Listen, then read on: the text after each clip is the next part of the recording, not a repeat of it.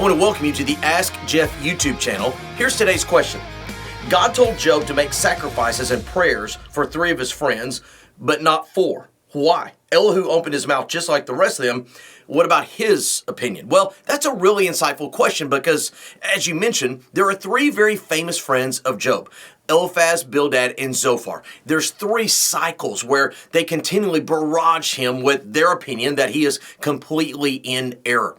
But all of a sudden, in chapter 32, this guy named Elihu shows up out of the middle of nowhere. Now, he claims to have been there and have heard everything, but he also says that he was very young, and that's why he waited till all the more, quote, mature older men had spoken. So, why does God ask the other 3 to make sacrifices, but not Elihu?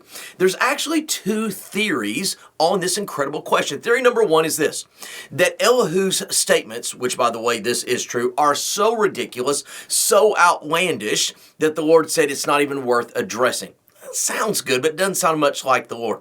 I think the more probable answer goes all the way back to Deuteronomy chapter 1 and Numbers chapter 14, which talks about these young people not being accountable for their sin till they know the difference between good and evil. In fact, in Numbers 14, I think in Numbers chapter 20 as well, it said that a man was not considered a man until he was 20 years of age and could, quote, fight in the army.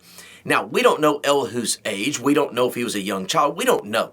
But I would say that God not having him make a sacrifice, we should probably err more on the side of he was not yet spiritually mature enough, physically mature enough to understand the ramifications of his commentary, or really the severity of the subject matter that he was dealing with. And so obviously these other 3 were mature and responsible to God for their beliefs and for their erroneous and sinful behavior.